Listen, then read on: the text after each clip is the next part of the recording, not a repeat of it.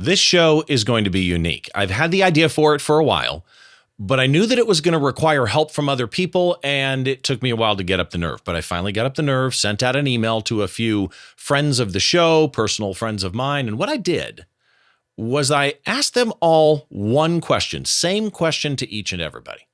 And the response blew me away. So I have 19 guests today. Let's dive in.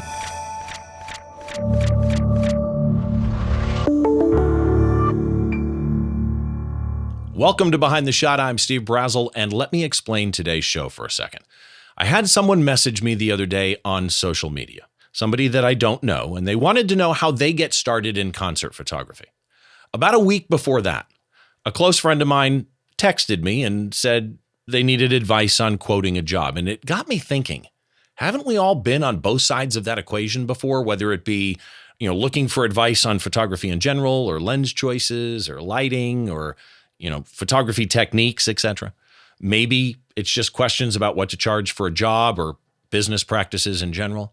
Maybe it's just, how do I take my photography or my business to the next level? So I decided to reach out to some friends of the show and ask them one question. The question is, what's the best photo advice you've ever been given? 19 people answered me. I've got Canon Explorers of Light. I've got Nikon ambassadors. I've got some photographers that are household names. You're going to know who they are. There are some others that you may not know, or at least not know yet, but hopefully after today, you'll follow them on social and learn a little bit more about them. I even have a longtime listener of the show that's going to close us out. And at the very end, I will share some of my examples or my thoughts, 2 or 3 of them. And I'll even share a few quotes, hopefully that will inspire you to get out and shoot and make some great photographs. Now, if you're looking for a specific photographer or section of the show, keep in mind that if you are watching on YouTube, down below the like and subscribe button in the description, I've got chapter markers on every video that I put up on YouTube. If you're watching in the podcast feed, and you can subscribe to this podcast, anywhere you get your podcast, there's 2 versions, audio only or a video format if you want. If you are subscribing in a podcast app, you can always just skim to whatever part of the video that you want. So with that in mind, Mr. Bergman, get us started. I'm Canon Explorer of Light David Bergman, and the best piece of photo advice I've ever learned is that to make a living in the photo business, you need to take care of your business. I'm talking about learning actual business skills. Being a professional photographer is no different than running any other type of service-based business. You need to know how to calculate your cost of doing business, how to read a profit and loss, negotiate contracts, deal with insurance, taxes, marketing, advertising, all that kind of stuff. You need a solid team around you, an accountant, a lawyer, and an insurance agent, and you've got to develop multiple streams of income, including some passive income, so you can generate money while you sleep or when you actually take time off. I know, crazy, right? Running a photography business is a little photography and a lot of business. I'd rather be a great business person and an average photographer than a great photographer and a lousy business person. Of course, I'd prefer to be great at both, but if I don't take care of business, then I'm not going to make enough money to be able to keep shooting. That is the best piece of advice I've ever received, and it's one that I often pass along to photographers who are just starting out. Hi, Joe McNally, Connecticut-based photographer. I'm a general assignment photographer. I've been shooting for magazines for many years, now still shooting for major commercial clients and marketing campaigns. Steve reached out and asked me to identify the best piece of advice I've ever been given. That's a little hard, especially after all these years, but I can tell you one phrase, one sentence from years ago that's been very valuable to me. Mel Scott was the assistant picture editor at Life magazine. I shot for Life for over 2 decades. I was a staff photographer there.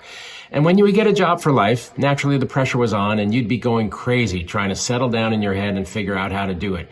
And Mel would realize this and he would call you over. He'd see you there in the offices and he'd say, "Come on." And you'd go into his office, he'd close the door, chit-chat a little bit, calm you down.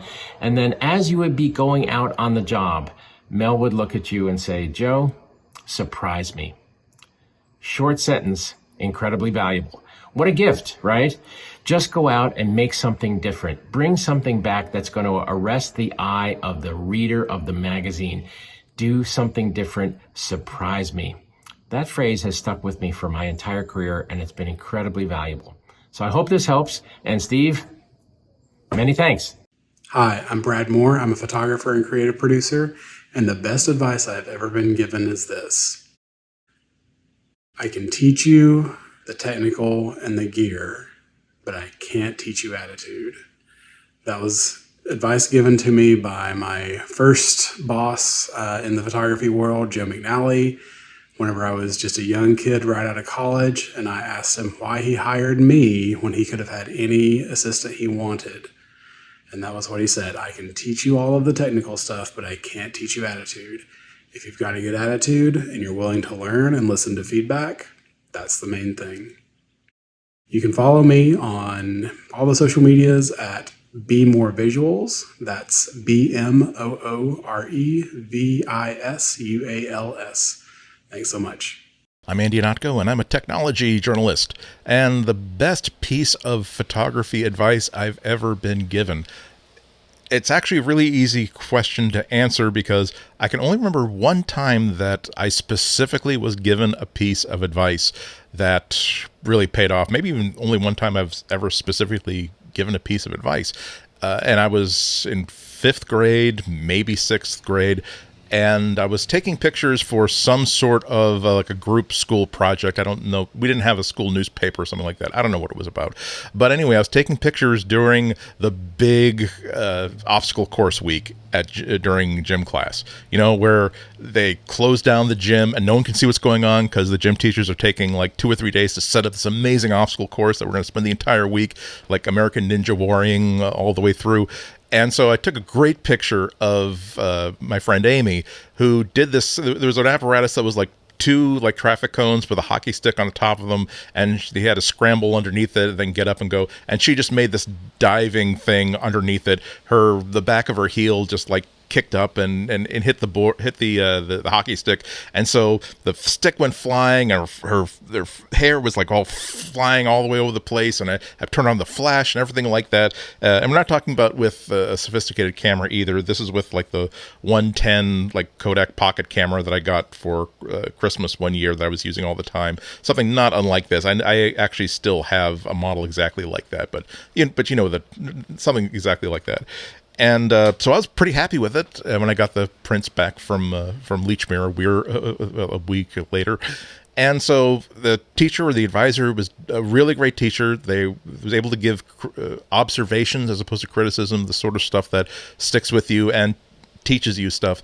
And it was a great picture. The only problem with it was that I just missed the decisive moment just a bit because I got a little bit ahead of her, and just the back of her like feet were like cut off. So everything was great except for she was like the picture sort of ended at her shins, and he just simply, without making a big deal out of it, said that okay, oh, that's a really good picture. It's too bad about like her feet not being in the frame because that we can never put that back in. That's lost forever. And then he moved on. And I don't know how that actually affected me the way it did, but even as a 5th grader, even as a 6th grader who was very, very interested in photography, had a lot of fun with it, I think it was the first time that it occurred to me that you're not just there, you know, as this tripod for this camera. You take a picture and advance, and now that's it's not an automatic thing, that there are reasons why good pictures happen, and they always happen because of the person who's taking the picture. And so I immediately thought that, so I guess that if I had been a little bit farther back, I would have had a wider shot, and it wouldn't have been quite so important to get it at the right moment, or if I timed it a little bit better, all this sort of stuff.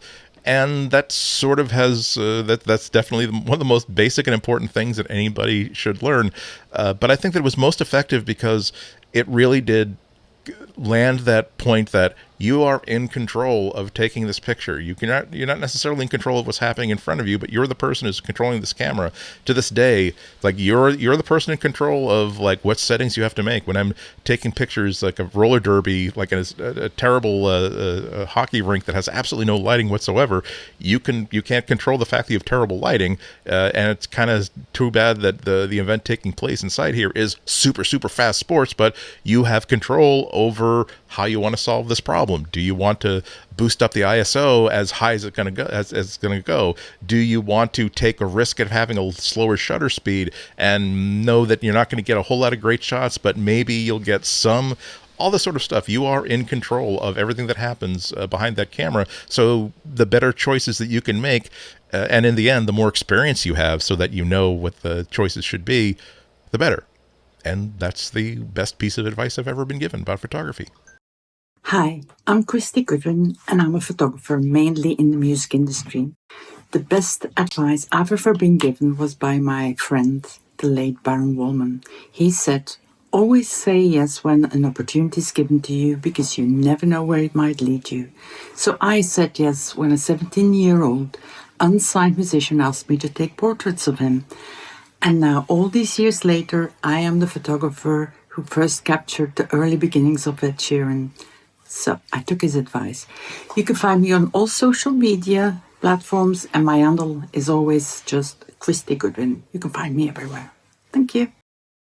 Hi, my name is Troy Miller, and I am a professional wedding photographer. I have been full-time for 30 years now with my wife and I. So I've spent a lot of time in the industry teaching and learning as well. And for me, the best advice that I've ever been given wasn't really like a piece of wisdom. It was an experience that I spent with a photographer. His name is David Peters, and he's still a photographer in Marin County. And this was back 20 some years ago when I was shooting on Hasselblad and still film days, And I remember I was very much into the techiness of the film and the camera and the gears. And David Peters took us out into the field, and we were photographing this family, and the light was falling off, and we had no reflectors and no strobes or anything. And I remember him posing the family, and he's like, oh my God, this is going to be gorgeous. And I'm thinking, it's dark, man. It's not going to be gorgeous.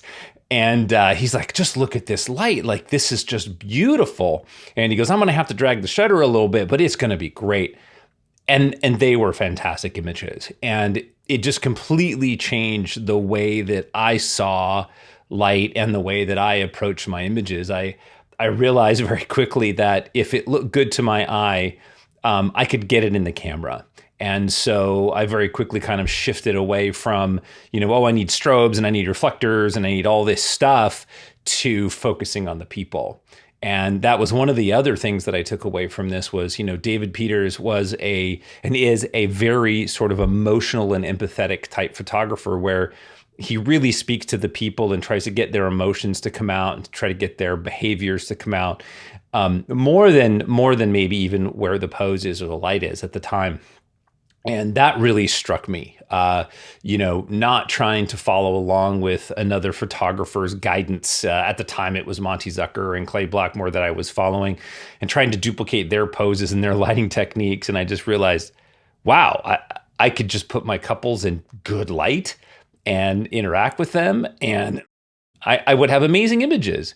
And that's what I did. Actually, I got back from that vacation, from that trip, which is a workshop with him, and I had a wedding that I photographed. I still remember the couple. Their name was Angie and Ott. And I remember telling my wife, Margie, that, hey, we're not using strobe for most of today. And she about panicked. And I'm like, nope. I said, look, this light is gorgeous. It's going to work, right? And so I just threw myself into it, and I have never, ever looked back since then. So that's it. That was the piece of advice, if you will, that has really changed the course of my photography and my interaction with my clients. So it's been amazing. And I've never got to personally thank David Peters. And so I love the fact that I get to do this. So David, if you ever in a remote chance get to see this, thank you so much for changing the direction of my photography. Hey everyone, Rick Salmon here. Thank you so much for joining me. Today I'm going to share with you the best advice that I was ever given. But first, I want to thank my good friend Steve Brazill for coming up with this very important idea, because I really think this is a really cool concept. So here's the best advice I was ever given. The name of the game is to fill the frame. In other words, if you want an image with impact, fill the frame. Now, I follow this from my wildlife photography, my people photography, landscape photography, travel photography, and interior photography. Now, that being said, there really is something to be said for negative space, open space, because that open space, that's right, it really gives a feeling of openness to a picture. So again, I want to thank you, Steve, for inviting me to participate in this really cool project. And if you want to learn more about my photography and get more tips, check out my books and my videos on ricksalmon.com. Hello, what's up? Adam Elmakias here, and I am a Los Angeles-based music photographer. And the best advice I ever received, I don't really remember the advice people told me formally, like, listen here, kid. But I do remember experiences that really stick out in my mind. It kind of shaped who I am as a photographer today. And one of the earliest experiences I can remember is when I first started shooting, I started on digital, which was during a time where digital was very new. Film was just getting phased out. And a lot of the photographers that have been doing this for a long period of time and that I looked up to were strictly film photographers. And they kind of gave me a hard time for it. They were like, oh, you're shooting digital. And it made you feel like you were doing the wrong thing. And it didn't feel good. And I felt like, hey, I take pictures. I want to be in your community. And since that happened, I promised myself I would never become that old, jaded photographer. And no matter how somebody was shooting, what they were into, I'd always welcome them with open arms into the community, because we do share one thing in common, and that is we like to make pictures. So as long as you can do that, I want to be your friend. Welcome to the community. Sorry about the old people. They weren't trying to be dicks. I like to think so, at least. Howdy, folks. Moose Peterson here. A tip I want to pass along to you is one that came to me at the very start of my career. Great tip. It came from another seasoned wildlife photographer. What he said was real simple. You want to make some money, photograph the common things. I said, the common things? He goes, yeah. People like to photograph the glamorous and the rare. They tend to ignore the common ones. If you photograph common things, your library will get filled up with product that your clients will need. You'll make money. It worked really well. And it's from that I pass on my own personal tip, is to make the uncommon of the common. Because as soon as you do that, you have something everybody sees in a way they don't see it. Hope that helps. It's furthered my career. I bet you it's going to work wonders for yours. Hey, I'm Vanessa Joy, Canon Explorer of Light and a wedding and portrait photographer in New York, Austin, and New Jersey. The best photography advice I have ever been given is every time someone books your highest package, raise your prices, because they would have paid you more and you're ready to move on into a higher price bracket, whether it's how great your marketing is or how great your photography is or a little bit of both, but they would have paid you more. So I hope you give this advice a little try. I know it's intimidating, even if you do raising prices by, $100, $200, or 5% or 10%. Little by little, you're going to raise your prices and make more money as a photographer, which means more gear to buy. See you next time. Hi, I'm Freddie Clark, a beverage photographer based out of the New York City metro area. The best advice I ever received as a photographer was to learn how to really work with light. As photographers, light is always the most important part of our photographs. We'll always have a different subject, but without good light, those would be nothing but black frames. So learn how to use natural light, the different properties light can have, hard light versus soft light, the different color temperatures, and how light changes through the different times of the day. Then also learn how to work with artificial light to create light when you need it. Studio strobes, reflectors, speed lights. Learn how to control light so you can make a well-lit photograph anytime you want. You can find me on Instagram at Freddie Clark Photo. Thanks for having me on, Steve, and keep up the good work. Cheers. Hi, my name is Steve Rose, and I am a concert photographer. The best piece of advice that I was given came from legendary photographer Neil Preston. I was about to go on my first tour, and I asked him if he could give me any advice. And what he said is each show, start the show from a different place each night, and end the show from a different place each night. And in doing so, you'll get a lot of different shots and a lot of variety, and it'll always feel different each night. And I thought that advice was great. I took his advice, and he was right. Every night, it was new, it was fresh, it was a challenge, and it was great. So hope that advice will help you as well. If you want to find me on Instagram, it's Steve_Rose, just Steve Rose. On Facebook, it's Steve Rose Photos. And on Twitter, it's Fiesta Red with 2 underscores in between each word. All right. Thanks so much. Bye. Hey guys, I am Peter Hurley. I'm a portrait photographer based in New York City. I actually specialize in headshots. And I think the number one thing in advice-wise that I've gotten over the course of my career, and I've gotten a lot of advice, but the thing that really stuck out to me was Gregory Heisler said to me, and he said to my group, he said, as a portrait photographer, you really have to get comfortable being uncomfortable. It is not comfortable to be a portrait photographer. Like, we have a wild card in front of our camera. Every single human being that I've shot's different.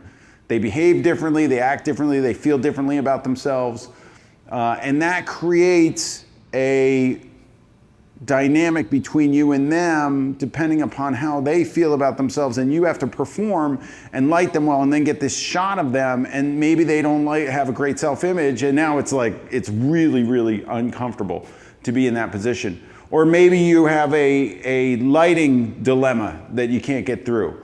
You're gonna be in an uncomfortable position. You have to get comfortable with that. The more people you shoot, the more stuff you're gonna go through, the more you're gonna have to go through this uncomfortable part and try to be comfortable in those circumstances. And I think Gregory, I mean, he's had a ton of circumstances where it's been like that. Over the course of my 20 years, I've had a ton of things, and you don't learn from the easy ones. The easy ones are easy. Those aren't the ones where you're really gonna feel that uncomfortable. When you feel comfortable, you're flying. That's where my brain goes into hyperdrive. My artist kicks in. I get more creative. I get more creative with my subject because it's easy and I'm feeling it. But when we're in that uncomfortable position, things aren't going well, the shit's hitting the fan, which is bound to happen in this career. You signed up for that. That's what we signed up for. We have to be really amazing at what we do. And I love this quote, I believe from Bill Gove: professionals are at their best regardless. It is from Bill Gove.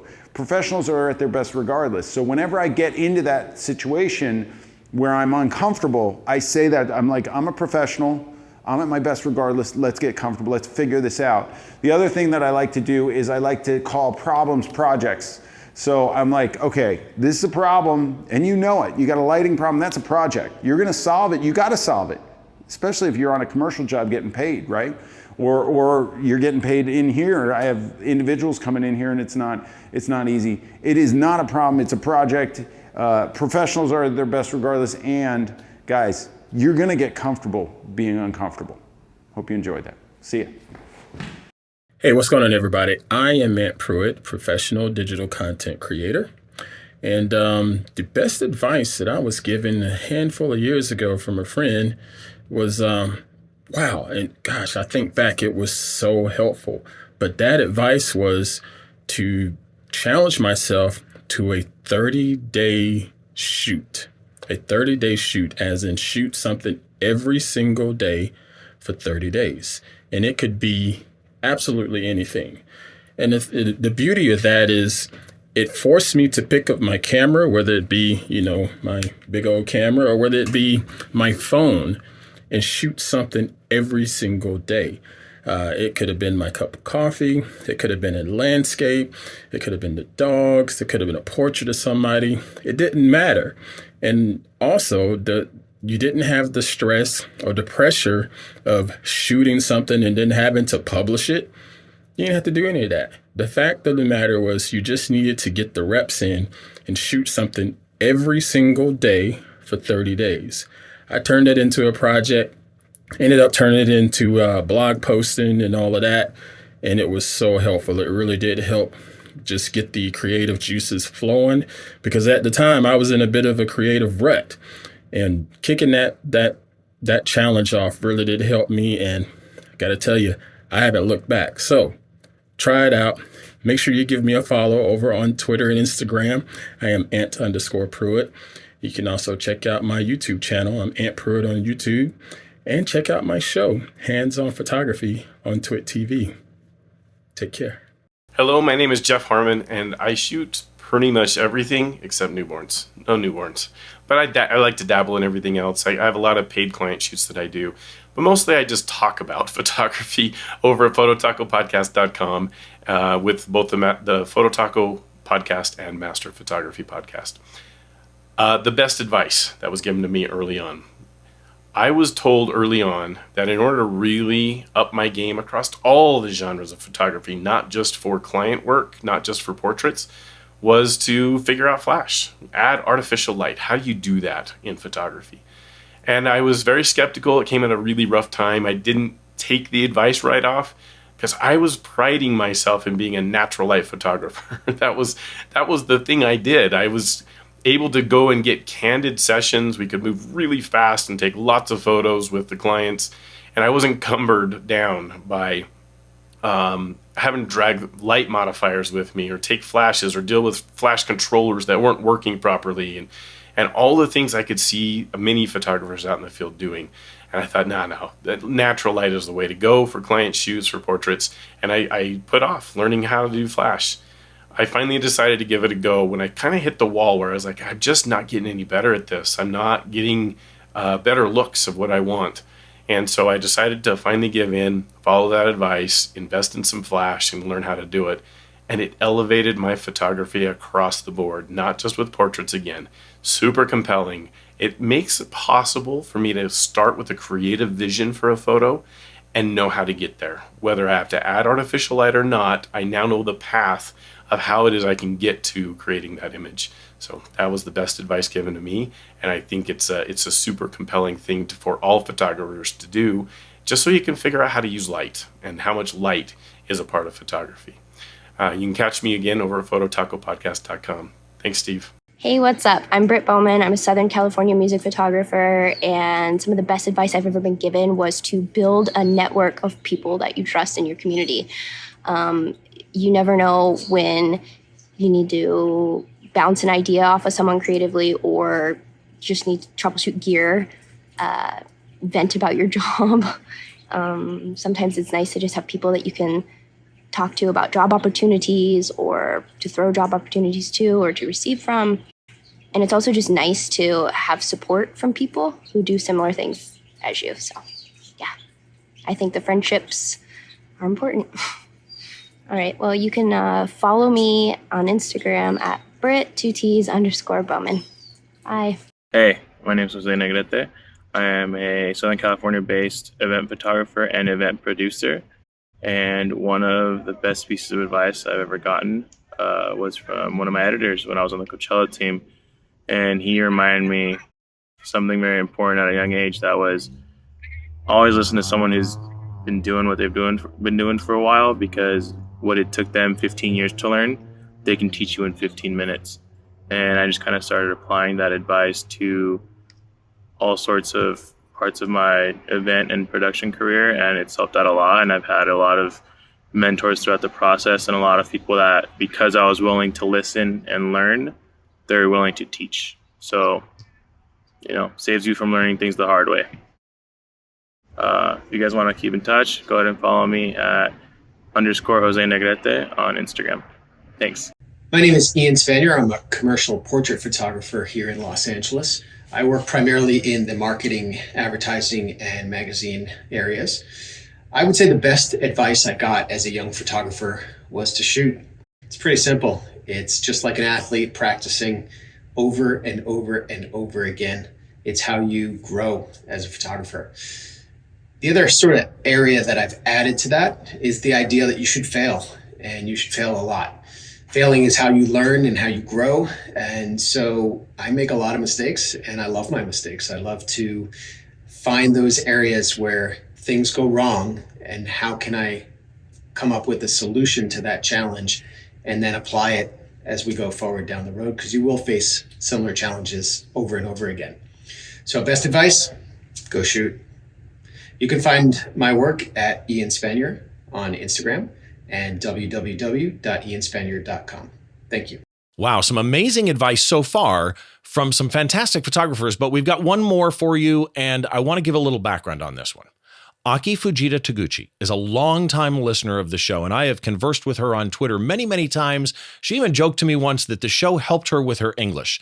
She is somebody that I have followed online for years, and watching the path of her career has been absolutely awesome. So from Tokyo, I am absolutely honored that she was willing to join in today with some advice from somebody who's also a friend of mine and a mentor to her, Matthias Hombauer. Hi, I'm Aki Fujita Taguchi. Please call me Aki. I think it's easy to remember and pronounce. I'm a Tokyo-based concert photographer, and also I love capturing architecture and cityscape. The best advice I got is write down. I have to sell my photos, otherwise I have to live under the bridge soon. And tape it onto the toilet door. That is from my mentor, Matthias Hombauer. He's an Australian photographer and he taught me a lot, especially on the business side.